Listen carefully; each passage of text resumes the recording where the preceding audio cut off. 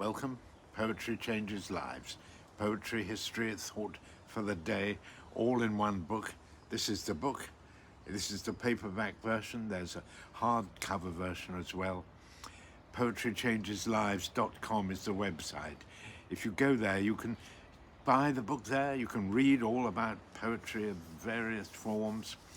This book, I think, makes a unique present. It's a great book to have. Every day of the year you can dip into it. You know, I read poetry every day out loud, and I actually find it affects my mood. It's a very therapeutic thing to do. I really recommend it. Just a short poem. You know, it's a classic poem. It's not my own poetry. It's beautiful poetry written by very great writers, and I find it really, really sets me up nicely. Makes my mood much better than it was before. Try it, why don't you? I'm going to demonstrate now. On this day in 1949, the American expatriate Ezra Pound won the Bollingen Prize for poetry. That's after World War II, when he was not a popular figure, actually.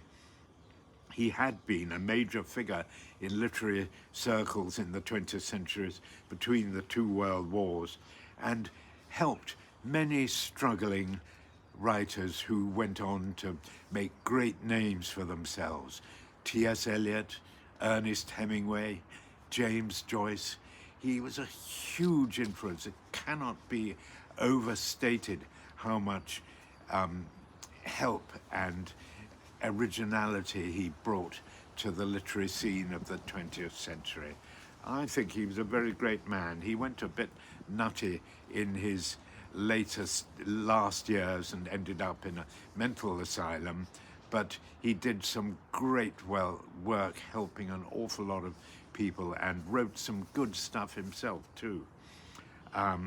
During the war, he kind of lost his faith in democracy and went and lived in Italy, became an admirer of Mussolini, which of course was not popular, and after the war he was put in prison and given a very hard time. But I mean, it's sad because he was a very, very great writer in my view. He just sort of, his mind became a bit unhinged in his last years.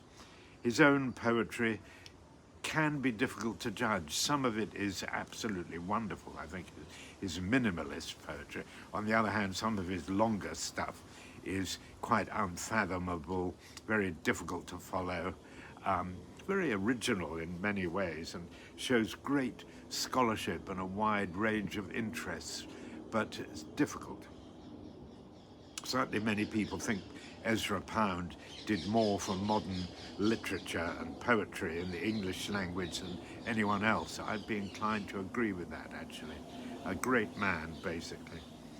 I'm going to read a poem today by James Weldon Johnson, another American 20th century poet, a very great poet too, not so well known these days, but pretty good. See what you think of this. Deep in a quiet wood. It's quite modernist. Are you bowed down in heart? Do you but hear the clashing discords and the din of life? Then come away, come to the peaceful wood. Here bathe your soul in silence. Listen, now. From out the palpitating solitude, do you not catch, yet faint, elusive strains? They are above, around, within you, everywhere. Silently listen. Clear and still more clear they come. They bubble up in rippling notes and swell in singing tones.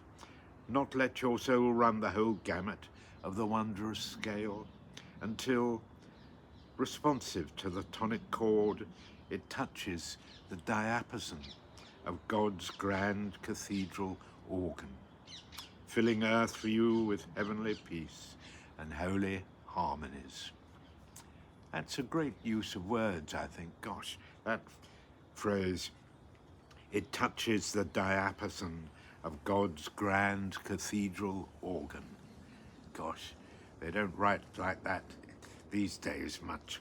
Today I ask to learn new and deeper meanings to life, and I will continue to read poetry with an inquiring mind.